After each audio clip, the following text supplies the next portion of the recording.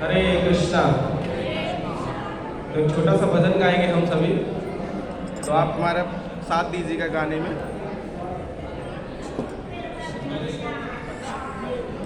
जय राधा माधव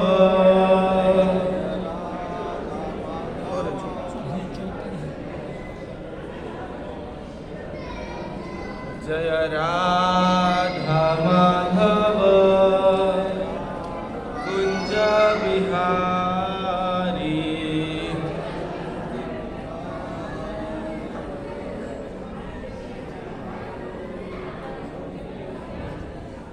जय राधा माधव कुंज बिहारी।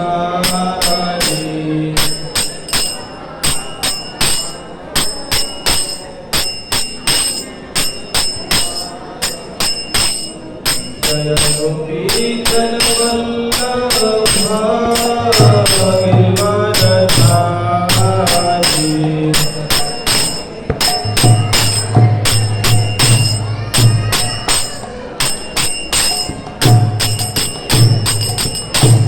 यशोदानन्दन व्रज जननन्दन।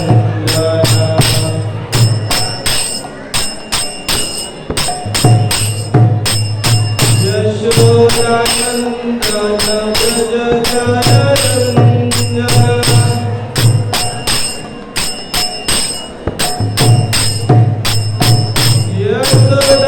यशोदानन्दन व्रज जननन्दन।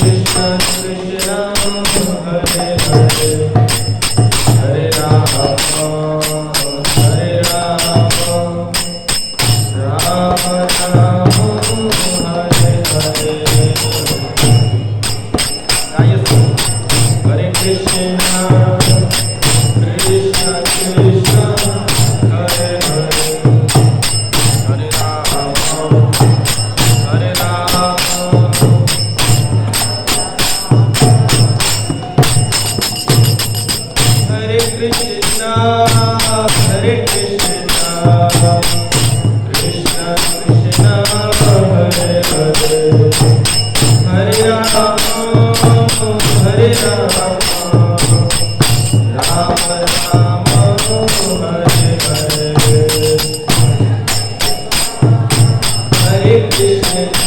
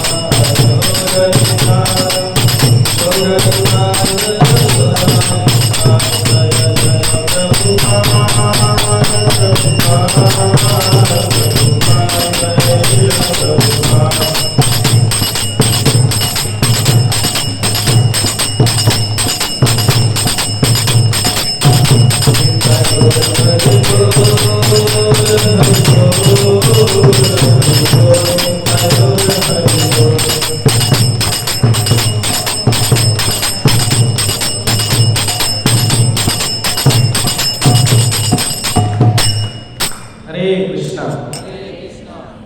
तो आप सभी का विशेष स्वागत है आज भगवद गीता की कक्षा में। हर संध्या में एक भगवद गीता का श्लोक पर चर्चा होती है। तो आज भगवद गीता के छठे अध्याय के 25वें श्लोक पर चर्चा होगी। तो सबके पास फोन है? फोन निकाल लीजिए अपना, इंटरनेट ऑन कर लीजिए और गूगल पे सर्च कीजिए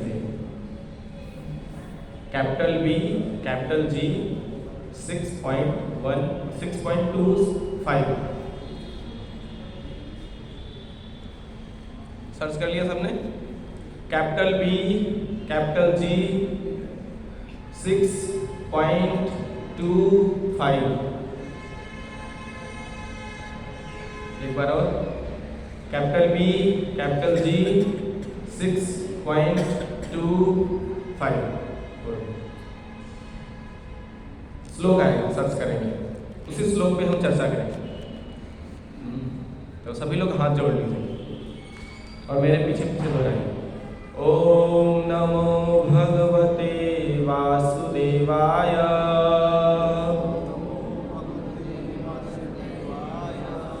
ओम नमो भगवते वासुदेवाय।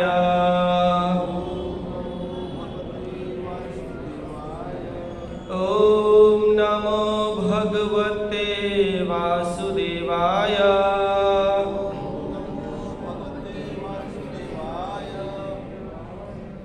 ये श्लोक मिल गया सबको? अब हम श्लोक दोहराएंगे। मैं बोलूंगा, आपको पीछे पीछे दोहराना है। थोड़ा थोड़ा करके बोलेंगे। शनै शनै रूपमेरुत्त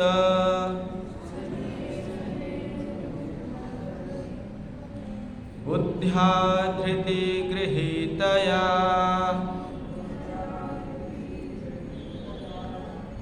आत्मसंस्थं मनः कृत्वा न किंचिदपि चिन्तयेत्। शनै शनैरुपमेद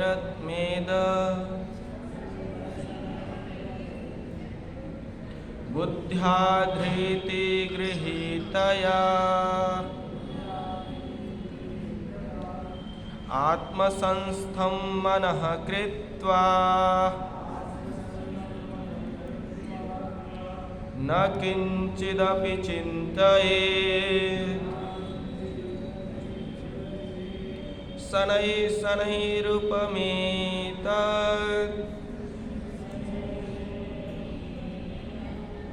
बुद्ध्या धृति गृहीतया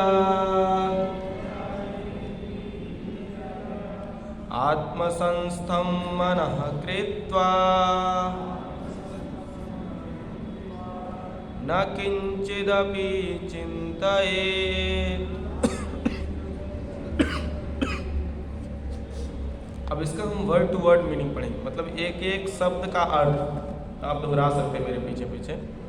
शनैः, जोर से बोलिए, शनैः, धीरे धीरे, शनैः, एक एक करके क्रम से, ऊपर में निवृत्त रहे, बुद्ध्या बुद्धि से, धृति गृहीतया,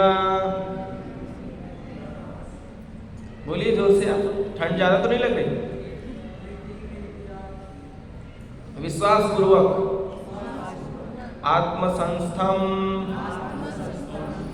समाधि में स्थित, मनः, मन, कृत्वा, करके, न, नहीं, किंचित, अन्य कुछ, अपि, भी, चिंतयेत, सोचे। इसका अनुवाद तथा तात्पर्य जगत गुरु श्रील प्रभुपाद जी के द्वारा, श्रील प्रभुपाद की जय। धीरे धीरे क्रमशः पूर्ण विश्वास पूर्वक बुद्धि के द्वारा समाधि में स्थित होना चाहिए और इस प्रकार मन को आत्मा में ही स्थित करना चाहिए तथा अन्य कुछ भी नहीं सोचना चाहिए। इसका तात्पर्य का मतलब क्या होता है? मतलब समुचित विश्वास तथा बुद्धि के द्वारा मनुष्य को धीरे धीरे सारे इंद्रिय कर्म करने बंद कर देना चाहिए। यह प्रत्याहार कहलाता है। मन को विश्वास, ध्यान तथा इंद्रिय निवृत्ति द्वारा वश में करते हुए समाधि में स्थिर करना चाहिए। उस समय देहात्म बुद्धि में अनुरक्त होने की कोई संभावना नहीं रह जाती। दूसरे शब्दों में, जब तक इस शरीर का अस्तित्व है तब तक मनुष्य पदार्थ में लगा रहता है, किंतु उसे इंद्रिय तृप्ति के विषय में नहीं सोचना चाहिए। उसे परमात्मा के आनंद के अतिरिक्त अन्य किसी आनंद का चिंतन नहीं करना चाहिए। कृष्ण भावनामृत का अभ्यास करने से यह अवस्था सहज ही प्राप्त की जा सकती है। हरे कृष्णा। तो आपका पुनः स्वागत है। बाकी जो लोग लेट आए उनके लिए। भगवत गीता बहुत दिव्य ग्रंथ है, सब जानते हैं? बहुत ही दिव्य है। हमें दिव्य ज्ञान को समझने के लिए हमें बुद्धि चाहिए, दिव्य बुद्धि चाहिए या शार्प बुद्धि चाहिए, बहुत ध्यान चाहिए, एकाग्रता चाहिए, फोकस चाहिए। आसानी से नहीं समझ सकता कोई भी। आप सबके घर में भगवत गीता है? किसके घर में भगवत गीता है? लगभग लोगों के घर में है। वो पढ़ लेते फिर भी भगवत गीता समझ नहीं आती। तो कारण क्या है कि कोई साधारण पुस्तक नहीं है। वो फिजिक्स, केमिस्ट्री, मैथ, इंग्लिश इनकी तरह नहीं है वो कि आप आसानी से समझ सकते हो। उसके लिए एक आपको स्पिरिचुअल गाइडर चाहिए, एक मेंटर चाहिए, एक काउंसलर चाहिए, एक फैसिलिटेटर चाहिए जो कि आप गाइड कर सके वो आपको कैसे सीखना है। वो कौन होना चाहिए? वो व्यक्ति होना चाहिए जो कृष्ण के बारे में जानता है। ऐसे किसी व्यक्ति से हमें गाइडेंस नहीं लेना चाहिए। उसी व्यक्ति से लेना चाहिए जो भगवान की गुरु परंपरा में आता हो और भगवान को तत्वतः जानता हो। ये एक मेंटर गाइडर की क्वालिफिकेशन कुछ चेक करने के लिए। तो उसके माध्यम से हम जब भगवत गीता सीखते हैं तो वो बताते हैं भगवत गीता को सीखना कैसे है, तो हम सीख पाते हैं। तो भगवत गीता को सीखने के लिए और क्या चीज़ें चाहिए? भगवान की कृपा चाहिए। क्योंकि दिव्य वस्तु सीखने के लिए जब तक भगवान की कृपा नहीं होगी हम समझ नहीं पाएंगे। बुद्धि कौन देता है? डॉक्टर देते हैं, ठाकुर जी देते हैं। तो ठाकुर जी से हम सभी प्रार्थना करेंगे, ठाकुर जी हमें बुद्धि दीजिए कि ये भगवत गीता समझ सके। कौन कौन भगवत गीता समझना चाहते हैं? जो समझना चाहते हैं वो लोग प्रार्थना कीजिए। जो नहीं समझना चाहते वो इन फ्यूचर समझने का प्रयास कीजिए, क्योंकि भगवत गीता ही जीवन का उद्देश्य है। बाकी सारे कार्य करना, हमें शरीर को मेंटेन करना जरूरी है, रोटी कपड़ा और मकान। पर ये रोटी और कपड़ा और मकान किस लिए ले रहे हैं? मोक्ष प्राप्त कर, मुक्ति। नहीं तो हम इसी पृथ्वी पर सड़ते रहेंगे हमेशा। जैसे कोई हॉस्पिटल में गया तो कहे कि अब इधर ही हमें घर बना लेना है, बाहर नहीं निकलना है हॉस्पिटल। उसको कैंसर हुआ था, कहा नहीं और 2-4 रोग दे दो, यहीं रहना है, यहीं कूलर फ्रिज टीवी एसी सब लगा दो, यहीं मैं यहीं रहूँगा। तो बुद्धिमान नहीं है, वो क्या है, मूर्ख है। हॉस्पिटल में व्यक्ति जाता है ठीक होने के लिए, ना कि वहीं सेटल होने के लिए, चलो यहीं सेटल हो गए। तो ये ब्रह्मांड क्या है, हॉस्पिटल जैसा। हम सब बीमार हैं, सबके पास कुछ ना कुछ बीमारी है। शरीर की नहीं है तो मन की है, मन से वो दुखी है, आत्मा से दुखी है, बुद्धि से दुखी है, किसी किसी को ना कुछ परेशानी है ही। तो इस परेशानी को ठीक करने के लिए क्या उपाय है, क्या औषधि है, क्या दवा है, भगवान लेके आए। एनेशी औषधि माया नासी बार लागी। भगवान ने ये औषधि लाके हमें दिया, ये लो औषधि दे रहा हूँ, इसे ले लो, इसी औषधि से ये तुम्हारी बीमारी ठीक हो। तो हमें रोटी कपड़ा मकान जरूरी है। क्यों जरूरी है, इस बॉडी को मेंटेन करने के लिए, और फिर मेंटेन करते करते हमें रोग को भी दूर करना है। जैसे हॉस्पिटल में व्यक्ति खाता पीता भी है, लेकिन साथ में दवा भी लेता है, केवल खाता ही नहीं है। वहाँ जो डाइट देते हैं डॉक्टर, वो डाइट भी खाता है, उसके साथ क्या खाता है, मेडिसिन लेता है, दवा। तो हम सब अपना डाइट तो ले रहे हैं पर दवा नहीं ले रहे। कुछ लोगों ने जिज्ञासा किया हमें दवा लेना है, कुछ लोग अभी कह रहे नहीं अभी दवा नहीं लेना। तो आप भी सीख जाइए कि हम सभी बीमार हैं। जब बीमारी पता लगेगी तभी तो आप दवा के लिए प्रयास करेंगे। पता ही लगेगा मैं बीमार हूँ क्या, मैं तो स्वस्थ हूँ, हट्टा कट्टा हूँ एकदम, जिम में बॉडी वॉडी अच्छी बना लिया है हमने, बीमार तो हूँ नहीं, तो क्यों दवाई लूँ। हाँ, बॉडी आपकी अच्छा है, स्ट्रांग है, लेकिन मन से आप स्ट्रांग नहीं हो, हृदय से स्ट्रांग नहीं हो, दिल से स्ट्रांग नहीं हो। कैसे, कोई गाली दे के चला जाता है तो आप दुखी हो जाते हैं। अगर स्ट्रांग है तो आप उसे सह सकिए और तब भी प्रसन्न रहिए, नहीं रह सकते। तो हम मन से और दिल से, हृदय से कमजोर हैं, उसको स्ट्रांग करने के लिए हमें ये दवा लेनी पड़ेगी। अगर व्यक्ति कोई भगवद गीता का ज्ञान लेता है तो उसे बुरा भला करो, अपमान करो, हानि करो, वो समान रहता है, प्रसन्न रहता है, कहता कैसा आदमी है उससे, तो वो असली आदमी।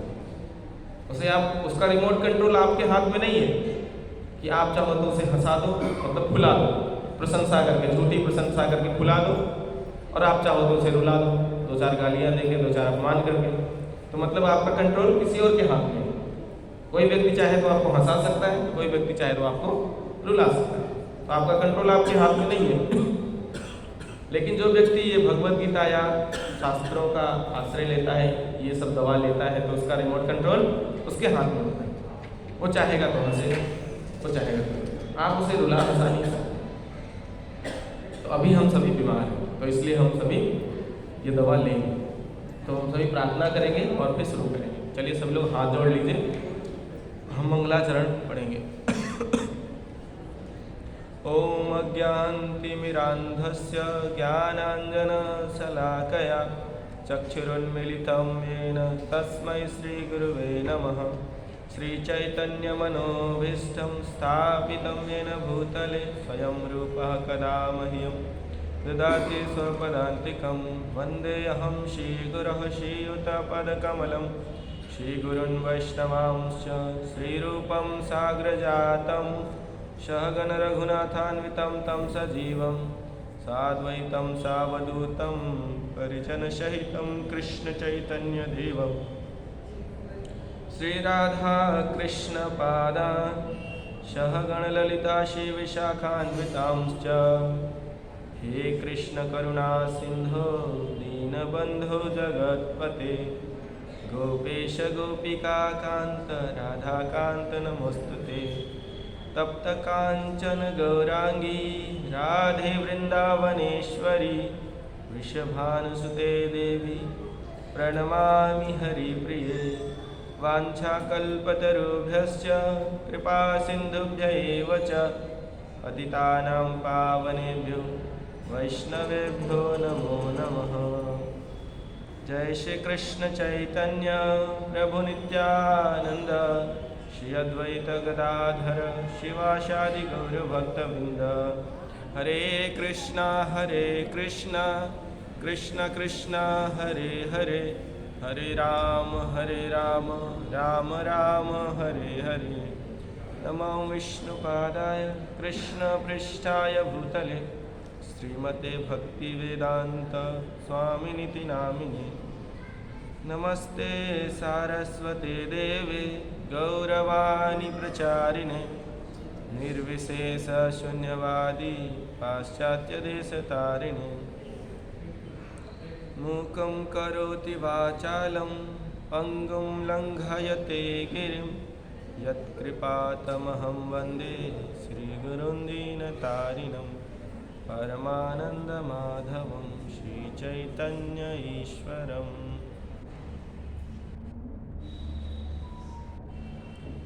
हरे कृष्णा। आइए सब बैठिए, बीच जगह बहुत खाली है। तो भगवत गीता में कुल कितने अध्याय हैं? 18। 18 अध्याय में से आज कौन सा अध्याय चलेगा? 6वां अध्याय। तो पहले से 5 अध्याय कंप्लीट हो चुके हैं। तो आपको एक शॉर्ट स्टोरी में बता देता हूँ जिससे कि आपको आइडिया लग जाए क्या चल रहा है पहले अध्याय से 5वें अध्याय तक। पहले अध्याय में युद्ध स्थल, क्योंकि भगवत गीता कहाँ बोली गई है? युद्ध भूमि में। ये दिव्य ज्ञान कहाँ मिला? युद्ध भूमि में। किसी क्लास में नहीं मिला, क्लासरूम में भगवान ने बुलाया, आ जाओ क्लासरूम में थोड़ा तुम्हें नॉलेज देता हूँ। नहीं, युद्ध भूमि में मिला। तो युद्ध भूमि में मिला तो कुछ परिस्थितियों की वजह से मिला। बहुत विकट परिस्थितियों में ये दिव्य ज्ञान भगवान ने अर्जुन को बताया। वो विकट परिस्थितियां हमारी ही है। हम कहते हैं ना, जीवन एक संघर्ष है। हर पल हमें युद्ध करना होता है। हर समय मन से, अपनी प्रॉब्लम से, हर समय कुछ ना कुछ हमारे साथ चलता होता है। एक प्रॉब्लम को सॉल्व करते हैं, दूसरा प्रॉब्लम रेडी रहता है। तो हर समय हमें युद्ध करना है। अगर हम भगवत गीता के इस चीज़ों को समझ गए तो हम सीख जाएंगे अर्जुन की तरह युद्ध करना और सारे प्रॉब्लम्स को सॉल्व कर सकते हैं। और प्रॉब्लम के सॉल्व करने के बाद क्या प्राप्त हो सकता है? वो लाइफ प्राप्त होगा जिसमें प्रॉब्लम होता ही नहीं है। वो लाइफ हमें चाहिए। इस लाइफ में फुल ऑफ मिजरी, पूरी जिंदगी में हमें समस्या ही समस्या है, लेकिन हमें वो जिंदगी चाहिए, वो जीवन चाहिए जिस जीवन में कोई समस्या ही ना हो। उस लाइफ को हमें अचीव करना है, उस लाइफ को प्राप्त करना है। वो कैसे होगा? इस भगवत गीता के दिव्य ज्ञान को समझ करके। तो इस ज्ञान को समझने से दो फायदे हैं। एक तो ये प्रेजेंट लाइफ हमारा सक्सेस होगा, इस प्रेजेंट लाइफ के सारे प्रॉब्लम्स को हम सॉल्व कर सकते हैं। दूसरा, हमारा फ्यूचर जो नेक्स्ट लाइफ होगा वो ऐसा लाइफ होगा जिसमें कोई प्रॉब्लम ही नहीं होगा। तो ये दो फायदे हैं इसलिए हमें भगवत गीता पढ़ना चाहिए। कोई व्यक्ति फिजिक्स, केमिस्ट्री, मैथ क्यों पढ़ता है? स्कूल क्यों जाता है बचपन से? क्योंकि ये प्रेजेंट लाइफ उसकी अच्छी हो। पढ़ेगा ही नहीं तो गधा बनेगा ना। पढ़ेगा तो अच्छा बनेगा, लेकिन कहाँ तक अच्छा बनेगा? केवल यही लाइफ, नेक्स्ट लाइफ नहीं अच्छा बना सकता। इसी लाइफ में कितना इंजीनियर बन जाए, डॉक्टर बन जाए, साइंटिस्ट बन जाए, कुछ भी बन सके इसी लाइफ। नेक्स्ट लाइफ में कुछ नहीं कर सकता, जीरो। ठीक है, नेक्स्ट लाइफ जन्म ले लिया का भाई मैं तो पिछले जन्म में डॉक्टर था, मुझे डॉक्टर बनाओ, फिर से उसको ABCD पढ़ना पड़ेगा। लेकिन ये ट्रांसडेंटल नॉलेज ऐसा नहीं है। एक बार इसको अचीव कर लिया या एक बार इसे रिसीव कर लिया तो ये परमानेंट। यही इसकी खासियत है, स्पेशलिटी है इसकी। इसलिए हमें भगवद गीता पढ़ना चाहिए। तो पहले अध्याय में युद्ध, कुरुक्षेत्र में युद्ध स्थल में सैन्य निरीक्षण, सेनाओं को सेटिंग ऑर्डर में लगाए। कौरव और पांडव, दो सेना थी, कौरव पांडव। पांडव कितने थे? नाम बताएंगे कोई? कौन नाम बताएंगे? जोर से बताना होगा।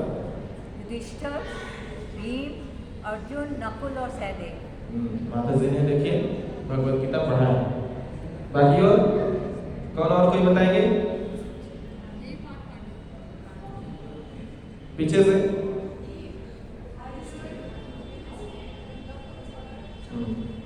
माता जी ने पढ़ा है, बट वो मॉडर्न साइंस की है ना, वो क्रम भूल गई, बड़ा कौन छोटा कौन है, आगे कौन पीछे कौन है, कहीं भी पटक दो। माता जी बट बेस्ट ट्राई किया, थैंक यू। और कोई?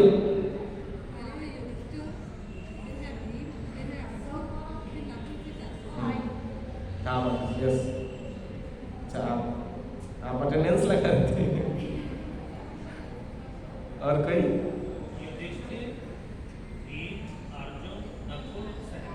धन्यवाद।